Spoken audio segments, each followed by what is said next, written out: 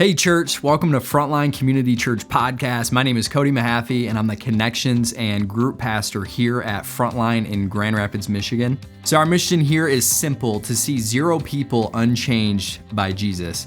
So whether you've been following Jesus your whole life or your journey has just begun, we hope that this message will help draw you near to the person of Jesus. Be challenged and encouraged by his word and be moved to action. We hope these next few moments are a blessing to you and equip you to see who God really is and who you really are in him. Good morning, Frontline. It's good to be back with you again. Good to be home again. What an incredible thing we just got to celebrate. You know what I mean? Just like children and parents and families saying we want Jesus to be at the center of our families. We want to just do everything we can to pursue him as a family. That's an incredible thing that we get to do as a church. And so I'm thrilled to be with you. We're going to be taking a next step of the journey here into the story of Joseph for week number 3 of the series. Joseph is a major figure in the Old Testament of the Bible. In fact, his story makes up basically several chapters that make up the end of the first book of the Bible, the book of Genesis. And so to jump into what we're talking about today, I want to show you, this is my wife's blue 2007 Honda Odyssey right here. And my wife, Carrie, she loves this van. It's like her favorite vehicle she's ever owned. We have had it for well over a decade. This van has over 260,000 miles on it.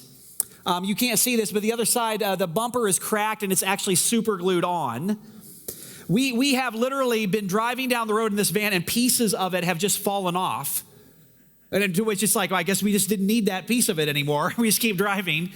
And so this thing is getting to the end of its life, right? And so Carrie and I, we do this thing where we take walks every single night. We try to get out of the house. It's really good for our marriage. And so several months ago, I was trying to, kind of broach the subject with her about, hey, let's start to think about what's next when the van dies. My wife does not like change at all. And so we're out on a walk and I broached the subject like this. I said, honey, the old mare just ain't what she used to be. I was referring to the van, not about her. I made that clear. And I said, it would be good to start to think about when the van dies, when it just completely goes under and we can't fix it anymore, what kind of vehicle do you want next? Can we dream together about what vehicle you could be driving next? And to my great shock, Carrie says, I already know. I've actually already thought through it. I know exactly what vehicle I want next when the van dies. And I was like, this is great. She never this is hard for her usually. I'm like, this is great. Well, tell me, what vehicle do you want next? And she said, here it is. I want another blue 2007 Honda Odyssey. That's what I want. Apparently it was a great year. So Carrie, her biggest dreams for her future oftentimes is that nothing would change, that everything would stay the same. Anybody else like that? Just like, man, my biggest dreams for the future is that everything would just stay the same. Kids would stay the same age. Everything would just stay the same. I will tell you though, Carrie, because I love her so much, because she is literally the most important person in the world to me, I have dreams for Carrie's future. I have big dreams for Carrie's future. And my dreams are, mama's got a brand new SUV. Or mama's got a sports car or something like that. Those are my dreams that I have for her. I look at her life and I want her to be driving something way better. I ask you that because, the question as we look at Joseph's story this morning, I want us to ponder is, what dream do you have for someone else? What dreams do you have for someone else or for other people? Do you have dreams for other people's life, for other people's goodness? I'm not talking about dreams like to try to control them. But I bet you every single one of these parents that was just up here with their children, if you went and asked them, they probably have dreams. They love their children. They probably have dreams for their kids' lives. Maybe it's a coworker. Maybe it's a friend. Maybe it's a family member. Maybe it's a neighbor. What dreams do you have for other people's lives? Is it for healing? Maybe there's somebody in your life who's sick and your ultimate dream for them would be that they would be healed. Maybe it's a dream for financial blessing for somebody who's just gone through a really tough time.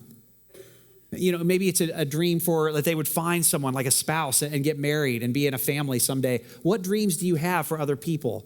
That's such an important question as we look at this section of the story of the life of Joseph. because and this is the main idea I want you to get. This is what we're going to spend the rest of our time talking about this morning. Literally, as we look at the story of Joseph, I'm going to spend the next bit of time just trying to convince you this statement is true. The purpose God has for your life will always include a who. The purpose that God has for your life will always include a who. That's significant because if you ask most people, hey, what are your dreams for your life? Most people, you say, hey, what are your dreams for your future? They will literally begin to say, well, my dream is that I would live in this place, that I would make this much money, that I'd have this kind of a career, I'd have this many kids, all this kind of stuff. Basically, most of us, when we answer that question, what dreams do you have for your future? It's a dream about me living my life, getting the things I want in the way that I picture myself getting them. But what I would say, and you'll see this in the story of Joseph today, God's purposes for our lives, his dreams for our future, they always involve us becoming a means to an end for someone else to experience healing, salvation, freedom in Christ. The purpose God has for your life always will involve a who. A who. We've got to know at some point who our who is that he's calling us to. You may have a job. You may have a great job, but still not know what your purpose is. You may have an education, but still not know what God's purposes are for your education. You may even have a family. God may have blessed you, a spouse, children, but still not understand what God's ultimate purpose is for your family. What's interesting is we see this in the life of Joseph. When we first met Joseph a couple weeks ago, when we started the series, we first meet Joseph. He's young, and he has God-sized dreams for his life. In fact, they're God-given dreams for his life, prophetically. And we're going to see as the story unfolds that the dreams God gave him as a child are going to come true. But the way Joseph is interpreting those dreams, a couple chapters ago when we were first meeting him, his dreams are all about him. Literally, he tells his brothers, I had this dream from God. You guys are all going to be bowing down before me. It's all me at the center of my dreams, and you're going to be bowing down before me. By the way, that's not a good thing to tell your brothers if you have older brothers. So they end up selling him into slavery. He has to leave his hometown, and he goes to Egypt. And then last week, David did such a great job talking about Joseph finds himself again in another rough spot. He is falsely accused of rape, and he's cast down, and he's put in a prison. And what we're going to see as we look at the story of Joseph this morning is that Joseph now, his dreams in this part of his life, they're not about himself. They're all about other people. He's all about helping other people live into the dreams that God has for their life. So let's take a look at this together. Joseph is in prison. He's been falsely accused of rape. He's lost his hometown. Verse 5 of Genesis 40, we're going to look at the whole chapter of Genesis 40 today. While they were in prison, Pharaoh's cupbearer and baker each had a dream one night, and each dream had its own meaning. Now stop there just for a second. Okay, so Pharaoh is the king of Egypt. That's who he is. He has there's a cupbearer and a baker that are in this prison with Joseph. So what's a cupbearer and a baker? Okay, in ancient times, a king would always have a cupbearer. This was the person who would prepare his wine and would literally go and put the wine cup in his hand. This is a highly trusted position. Oftentimes, the cupbearer would taste the wine first because plots to poison and assassinate a king were very frequent in that day. Okay, so that's what the cupbearer is. Now, the baker, similarly, he's the one that would prepare the king's food and would literally go and be trusted to put the food on the king's table. So somehow, the cupbearer and the baker are both in prison. Somehow they've offended the king. And what a lot of people have suggested or wondered is, was there some kind of plot to assassinate Pharaoh? Was there some kind of plot to poison him? And the two main prime suspects, would be, of course, the cupbearer and the baker, those who were close in proximity and who were responsible for his food. So the cupbearer and the baker, they're likely in prison while there's kind of this, we're trying to figure out who is guilty and who's innocent here. Are they guilty of trying to poison the king? It goes on, it says, when Joseph saw them the next morning, he noticed that they both looked upset. Why do you look so worried today? He asked them. Now, I think that's remarkable. Joseph notices them. He looks at their faces and he realizes that they're not well. He realizes they're upset. Now imagine, this is a guy who's been falsely accused of rape. He's been put in prison. He's lost so many bad things have happened to him. And yet, instead of being bitter and angry, how easy and tempting would it have been to just be so cynical, bitter, jaded. Instead, he's focused where?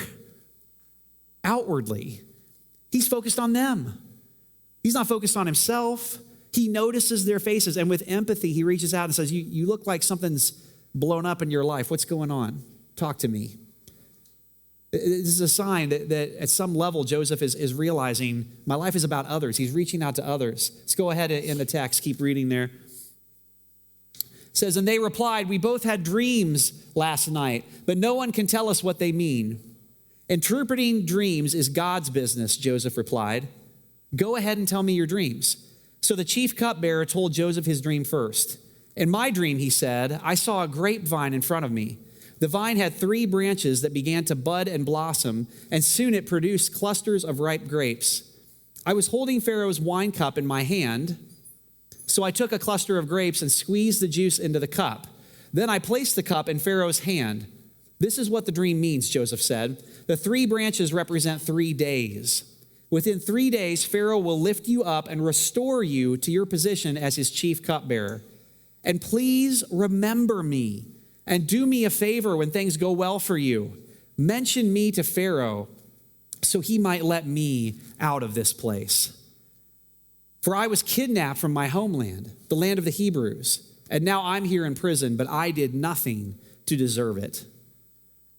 So the cupbearer gets this incredible interpretation of the dream from Joseph. Joseph is like, man, that in 3 days, you're going to be restored. You're going to be proclaimed as innocent of this crime you've been committed or accused of, and you're going to be restored to your position. And he says, remember me. When you get out of the prison, remember, I've been in here falsely accused. I didn't deserve anything that's happened to me.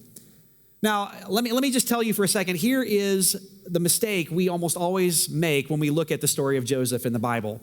Oftentimes what we do, when we read the story of Joseph in the Bible, we identify with Joseph, right? He's the protagonist. He's the main character. So just like we do with movies or novels or anything, we kind of see ourselves kind of in the position of Joseph. We say, well, I'm kind of like Joseph. God can use me to bring his messages to others and solve mysteries that are in other people's lives. And that's not necessarily wrong or bad. There's a place for that. But actually, we have to at some point take a step back from the entire Bible and ask the question, why is the story of Joseph in the Bible? Like, why is it even in there? The story of Joseph's life takes up a huge chunk of the last part of Exodus. I mean, chapter after chapter goes on. He's a major character in the Bible. Why is the story of Joseph in the Bible? Here's why. It's because the story of Joseph and Joseph himself points to one who is greater than Joseph, who's coming. Joseph and his life and his story show us Jesus. They show us what Jesus is going to come to do. In fact, scholars refer to Joseph as a type of Christ. That's the language for it. He's a type of Christ. In other words, he is a character whose story kind of encapsulates the gospel message, the story of Christ, and it points us to one who is going to be greater than Joseph, one who is going to come to do what Joseph couldn't do in his power. Joseph shows us Jesus. So when we look at Joseph and we read his story, we're supposed to understand Joseph is supposed to show us Christ. He's not us. He's supposed to show us who Jesus is. And think about, if you could, some of the similarities between Joseph and his story and the story of Jesus. For starters, an innocent man came into our prison and shared our condition. So we talked about this a lot around Christmas time. The incarnation essentially was just like Joseph was cast down in a prison and he was an innocent man. The incarnation, in a sense, was Jesus joining us, being born as a baby, as a human being. He took on our condition and stepped into our prison cell, even though he was innocent. Go ahead to the next one. This innocent prisoner revealed God's message to us.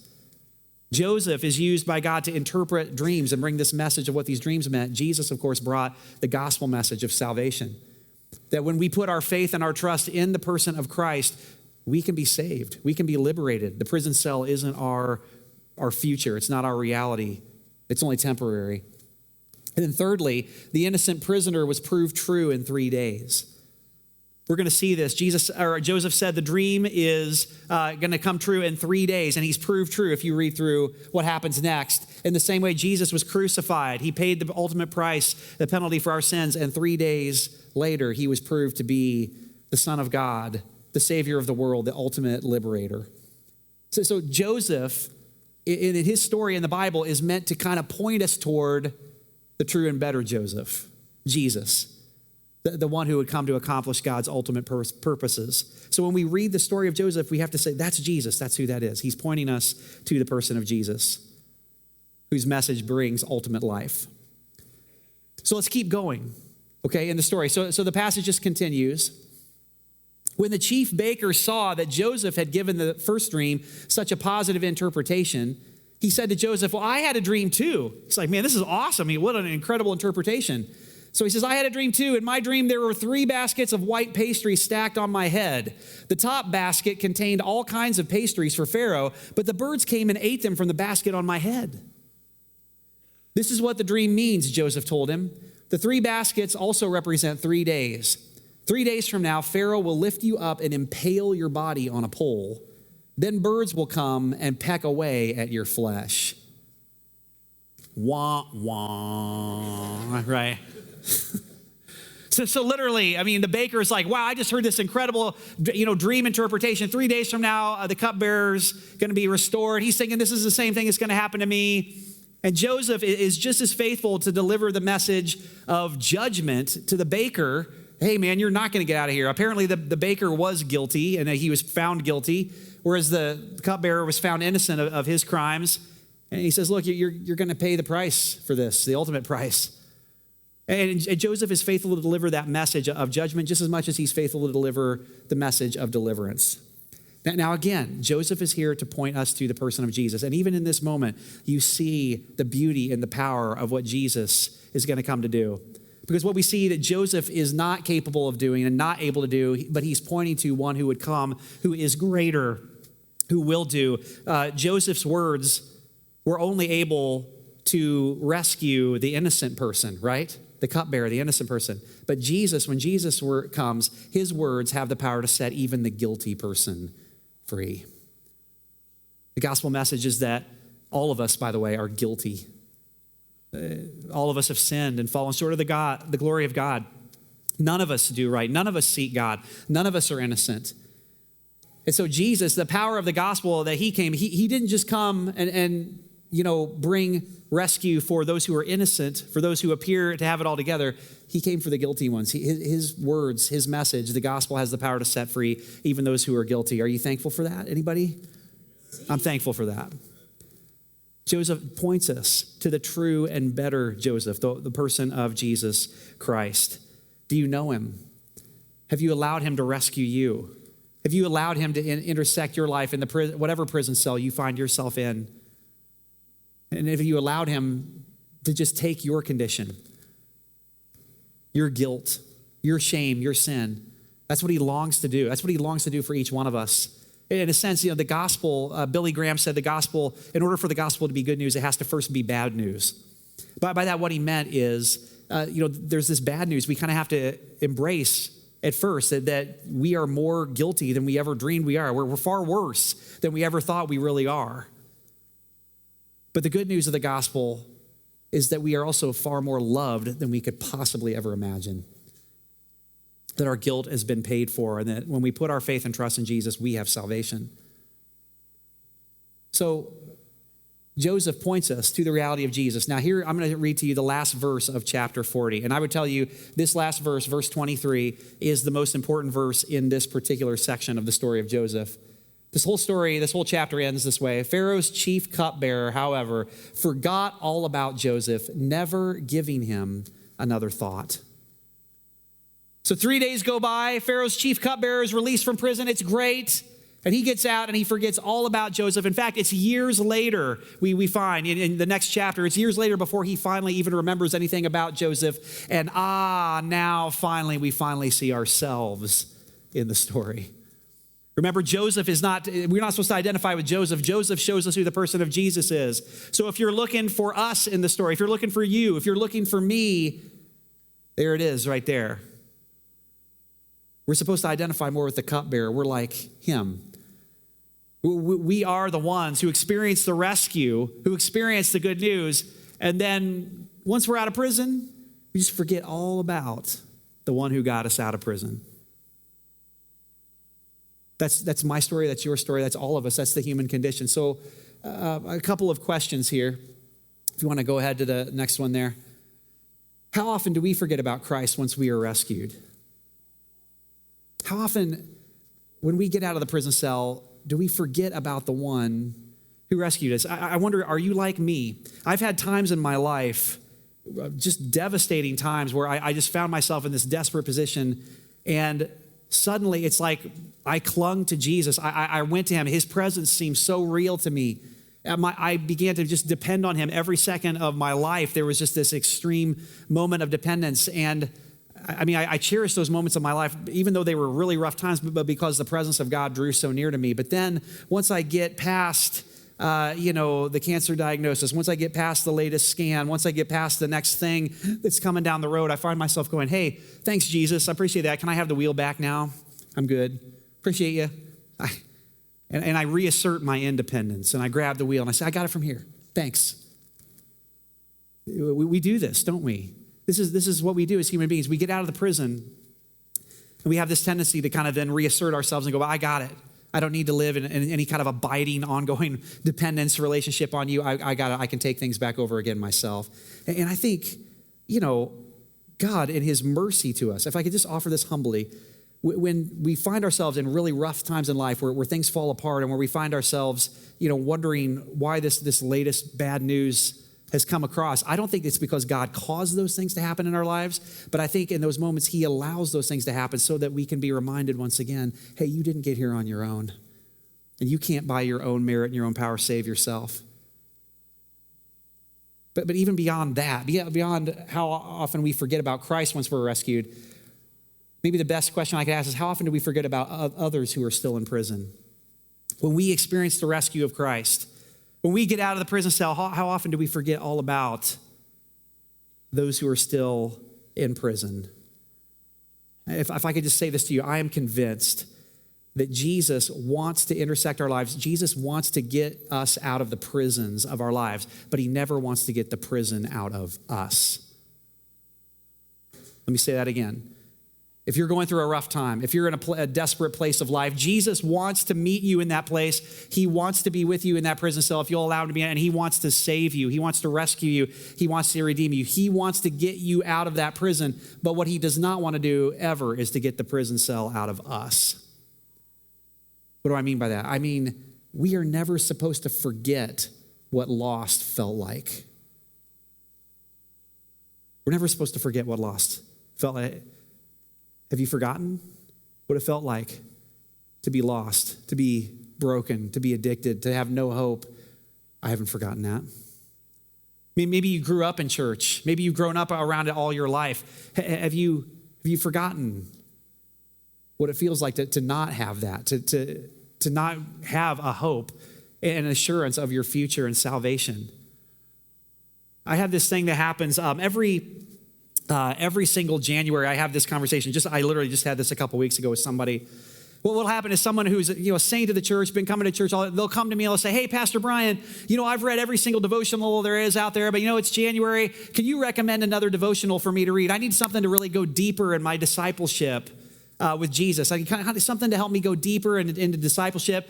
And I always frustrate those people because I always give them the answer they don't want to hear. And I've been doing this for years. Here's what I say. I always say this. Man, that's awesome that you finally want to go deeper in your discipleship. Here's my advice to you. Don't read another devotional. Go find someone who's new in their faith and disciple them. Take all that information that's in your head and go disciple someone else. Whenever I say that, the person always says, well, that's not quite what I mean. What I mean, I'm talking about me. I'm talking about my life. I want to go deeper in my discipleship. And I've read all these things and, study. I just need to go deeper. Can you? Yeah, I can help you with that. Don't read anything else. Go disciple someone else. It's amazing how much you learn more about the information when you actually have to teach it to someone else. Go disciple someone else. Have you gotten out of the prison and then forgot about those who are still in the prison? Because if you understand what's important to the heart of God, you know what a disciple is? A disciple, according to Scripture, is a person who makes disciples. That's what a disciple is. Jesus in Matthew 28, his final words before going to be with the Father, his last words to his disciples, that we know it as the Great Commission. He gathers all his disciples. He says, listen up, all you disciples, here's what I want you to do. He says, I want you to go into all the nations, and I want you to make disciples. That's what he says to do. Baptize them, teach them how to follow me. And surely I will be with you if you do that to the ends of the age. That's what he tells them. So if you understand, a disciple who makes disciples, that's what a disciple is. So if you're saying, I want to go deeper in my discipleship, but you're not discipling anyone, you're not a disciple. You're just somebody you're just a guy who knows some stuff. You filled your head with some information. A disciple is someone who hasn't forgotten about the others who are still in prison, who hasn't forgotten about the one that rescued them from prison. It's the beggar who still knows where bread is and can find other beggars and say, here, I found something. You need this too. I've said it at the beginning. I want to just reiterate this again. The purposes that God has for your life will always include a who. The purpose that God has for your life, a life lived with purpose, with meaning, with ultimate hope and joy, always involves finding a who. Do you know who your who is? A couple weeks ago, I was talking with a friend. We had together watched some conference speakers from the Passion Conference. And there was this speaker at the Passion Conference, a big conference that happens every beginning of the new year. And there was a speaker, her name was Catherine Wolfe. And I had no idea who she was. I had never heard her story. And my friend and I were talking about just how much we were moved by her talk and her story. And so this is a picture of Catherine Wolfe. And so very quickly, way over here on the left, this is Catherine in 2008. She was 26 years old, beautiful wife, had just become a mother. And shortly after this picture was taken, she suffered a massive brainstem stroke. She should have died, but somehow, this is her in the hospital, she did survive it. But it left her severely disabled. In fact, in her talk, this is what she looks like today. She's in a wheelchair. Her voice is labored. It's hard for her even to speak. And Catherine Wolfe, she's got all kinds of health problems. She even said in her talk she probably won't live out a full lifespan just because of all the difficulties and everything with her physical body. But what she has done since the moment that stroke happened is absolutely breathtaking. What Catherine Wolfe has done is she has brought awareness and recognition to our world that 20% of Americans suffer from disabilities. In fact, that makes people with disabilities the largest minority group in our country. I didn't know that. Not only that, but even the greater thing that she's brought awareness to is the fact that the largest unchurched people group in the world is people with disabilities. I didn't know that. The largest unchurched, unreached with the gospel people group in our world is not in some jungle somewhere and somewhere. It's people with disabilities because of lack of access to, facilities and programs and all that kind of stuff. And so it's breathtaking what she's done. She and her husband have started a camp for families, and like hundreds and even thousands of disabled people have come to this camp, and their families have come, and they've heard the gospel message, and people have come to Christ. And they've come to hear the gospel message in a place where they can receive it, they can hear it. And she's an author and a speaker and has gone around doing these incredible things. I was talking to my friend about just how moved we were by her speech, and he made this statement. Here was a statement he made. He said, man, isn't it great that she found some way to make something out of such a tragic life? That's what he said. Isn't it great? She found some way. Isn't this the hope, for all of us? Like she found some way to make something out of such a tragic life. And you know how somebody will say something that just kind of sticks in your brain? It's like, why don't I like that? Why did that sit with me wrong? And so I was thinking about it afterward, why did that statement bother me? And I finally came to realize that the reason that statement bothered me is because Catherine Wolfe has not lived a tragic life. That is not a tragic life. You're talking about somebody at 26 years old who at a very young point in life went through this horrific, experience, and she found her who. She found her purpose. She found her who. And she has spent years of her life now, purpose and meaning. That is not a tragic life. That is a great life. That's a great life of meaning, of purpose, of fulfillment. This past Monday was Martin Luther King Jr. Day. We celebrated the life of Dr. King. This man who at a very young age found his who and worked for racial reconciliation, for justice, for the oppressed. We are still today feeling the reverberations of the life Dr. King lived. And at 39 years old, he was murdered in Memphis, Tennessee. His life was cut way short. MLK had a tragic death. He did not have a tragic life. Do you understand the difference? Catherine Wolfe, Martin Luther King, that's not a tragic life. You know what a tragic life is? Let me tell you, let me define for you what a tragic life is. A tragic life is when someone runs hard after the American dream, and their life is just about them, getting all the things they want, when they want them, and they actually succeed and become a success, and then they retire early, and they buy the boat, and you buy the house on the beach, and you live till you're 95 with nothing to show for it but all the stuff you've accumulated. That is a tragic life. And millions of people are suffering from that life every single day. We don't grieve them. We should.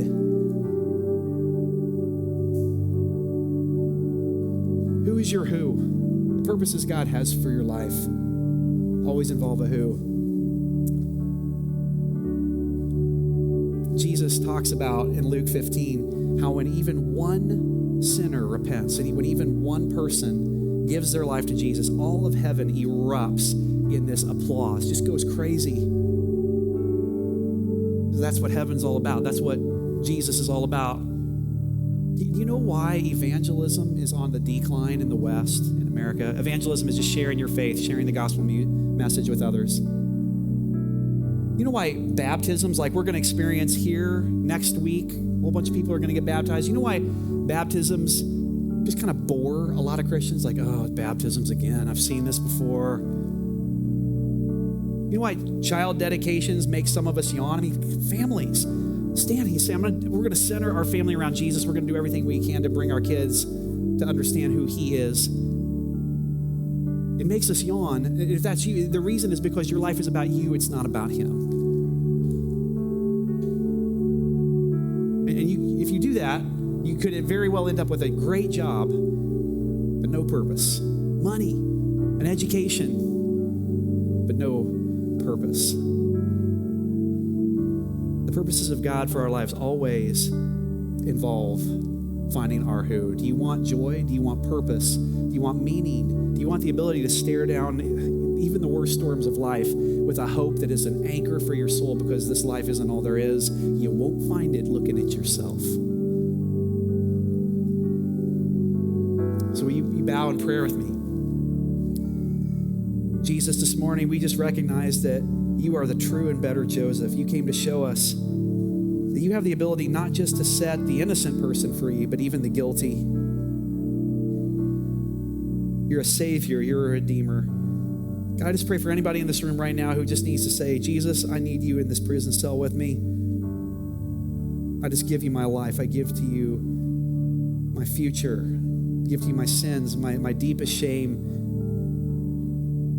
God, help me to live for you. A tragic life is not a life cut short. It's not a life that has a bunch of junk in its past. We just join with the old hymn writer who said, well, only one life will soon be past. Only what's done for Christ shall last. Jesus, we want you to speak to us, to give us a life that matters. And we can only find that in you.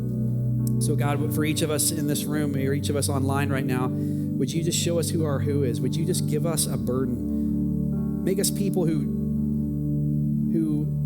live and breathe for that celebration that happens in heaven every single time someone gives their life to you, every time someone finds you. Would you give us dreams for other people, that we might be a means to an end to other people experiencing salvation? That's what we want, Jesus. We want to be a part of the celebration of heaven. To that end, we just ask you to speak to us, to show us who our who is, so that we can join you in this journey you have for us. It's in your name we pray, and everybody said, amen. We hope this message encouraged you to know who God is and who you are in him. If you want to take a next step, visit frontlinegr.com/next. We look forward to connecting with you there, and we'll see you back here next week.